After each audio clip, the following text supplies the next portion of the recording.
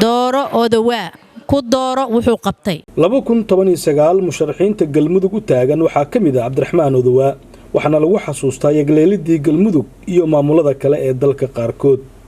jaaliyadda Soomaaliyeed ee Australia iyo New Zealand ee halkan ku dhaqan waxa halkan isugu yimaadeen munaasabadan si ay dareenkooda ugu muujiyaan musharax Odawaa galmudug oo saddex calan leh iyo ka badan ninkii hal calan ka dhigay waa Odawaa Odawaa waa nin dadka dayarta ah ee ka jira galmudug ma kala gaarin laakiin waxa la aaminsan yahay boqolkii 70 ama ka badan in ay yaqaanaan markii Odawaa la sheego Odawaa waa hooyadii aabihii galmudug Odawaa intaas u shaqeynay dawladda maanta nin wax ku sheeganay ma jirto lacag uu qaatay laaluusha qaatay qof dhihi kara ma jirto Odawaa waa nin aqoon-yahan Ilaahay ka cabsanaya oo diintu u dhow aqoon leh kartila leh oo waajibkiisa gudan karo malihin taageerada aan taageerina Odawaa bariga maalin ma taqaana inaan xil loo dhiibo ama ma taqaana dhaqaalana si uma taageerin waxaan aaminsanahay ummadaas inuu wax u qaban doono hadduu galmudug wax u qabto Soomaaliya dhan wax u qabtay waxa uu dhowr jeer ku noqday gobolkan hadda la yiraahdo galmudug si uu barnaamijyo halkaas uga qabto waxaan ogsoonahay inuu geeyay mashaariic halkaas inuu geeyay intuu xilka hayay isagoo dhalinyaro ah waliba xilka mas'uuliyadda culus oo intaas leedahay ayuu fahmay dad badan oo xildhibaan ah ma fahmin ilaa iyo haddana waxaan arkay inuu dhowr jeer soo ku noqonaya goboladan aad ugu noqonaya iskuuna dayana inuu wax ka qabto waliba arrimaha nabadgelyada ayuu xoog aad u saaray waxaan leeyahay insha Allah Ilaahay ha u fududeeyo Soomaaliya maanta wuxuu u baahan tahay yaa gobolkan yaa degmadan yaa dadka aqoonta u leh Cabdiraxmaan waxay u arkeen inuu xal u yahay maanta galmudug isu keenisteeda waa Soomaaliya isu keenisteeda weeye sababtoo ah gobolada dhexe haddii heshiis ka dhaco oo transportka gudbo oo businesska dhaqaaqo oo wax walba dhaqaaqo gobol walba Soomaaliya nabada kusoo dabaalaya waxay u baahan tahay galmudug meesha amaanta ay joogto qofka dhaxayn kara aqoonteedii leh garashadeedii leh deegaamadii Soomaaliyeed oo kale ka soo shaqeeyay oo soo maray oo wada hadallo iyo wanaag la qabtay Cabdiraxmaan Odawaa markuu ahaa wasiirka arrimaha gudaha iyo kadib nin qoyan socda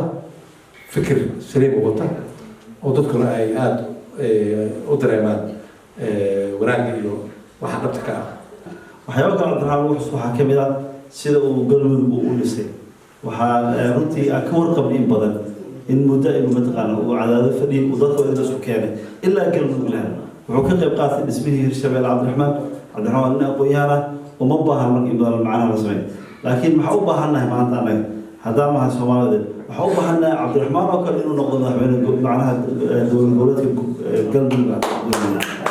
koow qofku waxa lagu qiimeeyaa marka koobaad hadalka uu yiri qofku war hadduu ku yiraahdo waa inaad aqoonsato ma qofka inaad beeniso waa mar uu hadlayo wuxuu yiri ummadda ayaan midaynayaa ummadda dhan ayaan u dhaxeeyaa wuxuu yiri madaxweynaha anigu cod kama rabo dadka reer galmudug ayaan codka ka rabaa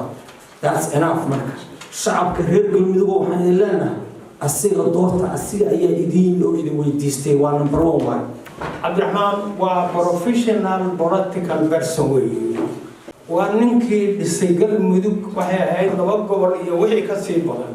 degmada galmudug ninkii state ka dhisay weeye mudanayaal iyo marwooyin walaalayaal waxaan aad iyo aad idinkaga mahad celinayaa waqtiga aad u soo hurteen isugu timaadeen in aad igu taageertaan inaan noqdo madaxweynaha dowlad goboleedka galmudug waxaan hajaaliyada ka tirsan reer New Zealand waxaan maanta isugu nimaanay in aan taageerno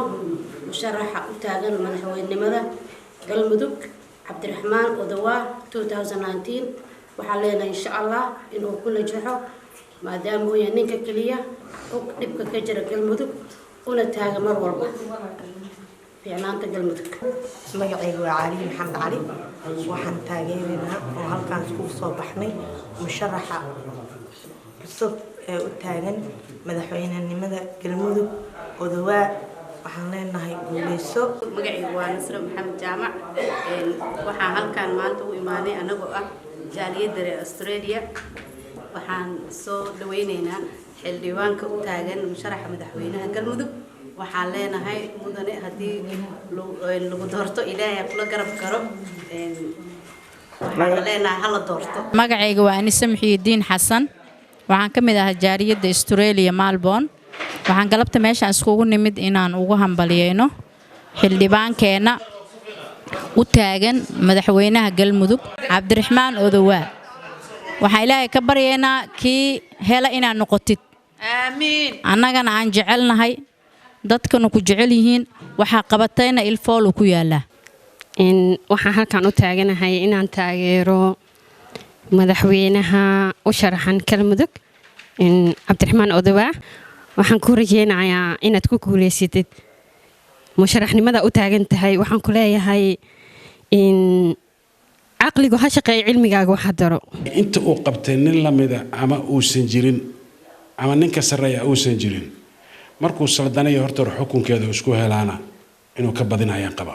wuxuu kaliya u baahan yahay in la aqbalo oo la yiraahdo maamul dooro Odowaa